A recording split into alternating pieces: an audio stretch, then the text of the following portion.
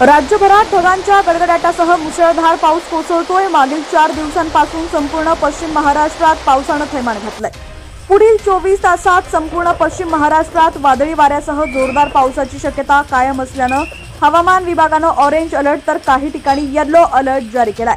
पुणे जिल्ह्यात विविध ठिकाणी जोरदार पाऊस कोसळतोय। मागील 24 तासात 110 मिलीमीटर पावसाची नोंद झाली। यावेळी पुण्यातील कमाल तापमान 31.4 अंश सेल्सिअस राहिलेला आहे। पुढील 24 तासात देखील पुण्यासाठी जोरदार वादळी पावसाचा ऑरेंज अलर्ट जारी करण्यात आलाय।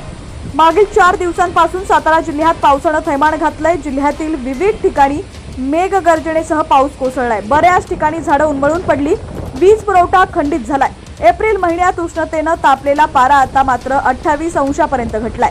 मागील 24 तासात साताऱ्यात 90 मिलीमीटर पावसाची नोंद झाली आहे। पुढील 24 तास देखील वादळी वाऱ्यासह मुसळधार पावसाची शक्यता असून सतर्कतेचा ऑरेंज अलर्ट हवामान विभागाने दिलाय।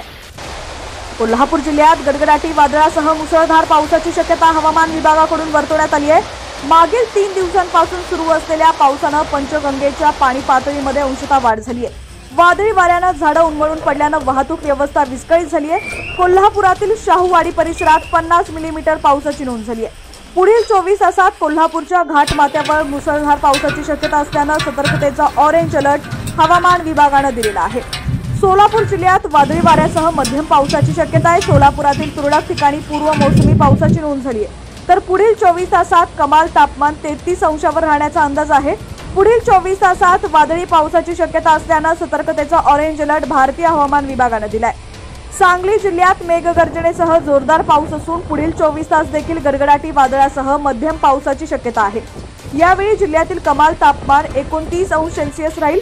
जिल्ह्यात मागील 48 तासात दिवसभर पावसाची रिपरिप सुरूच राहिली आहे। सांगली जिल्ह्यातील कसबे ब्रिज परिसरात 60 मिलीमीटर तसंच सांगली जत मिरज परिसरात 30 मिलीमीटर पावसाची नोंद झालेली आहे। जिरायत शेतीला पेरणीसाठी अवकाळी पाऊस पोषक ठरत आहे, मात्र शेतकऱ्यांनी पेरणीसाठी गडबड करू नये। गडबडीने पेरणी केल्यास विविध रोगांची लागण झाल्यास शेतकऱ्यांना आर्थिक फटका बसू शकतो। मृग नक्षत्राच्या पावसानंतरच पेरणी करावी असं आवाहन कृषी विभागाचे अधीक्षक शुक्राचार्य भोसले यांनी शेतकऱ्यांना केलेलं आहे। दरम्यान आता राज्यातील तुमचा जिल्हा कोणता आणि तुमच्या जिल्ह्यातील हवामानाची स्थिती कशी आहे कमेंट सेक्शन मध्ये नक्की कळवा। चॅनलवरती नवीन असाल आणि अजूनही HTN मराठी न्यूज चॅनलला सबस्क्राइब केलेलं नसेल तर आत्ताच सबस्क्राइब करा।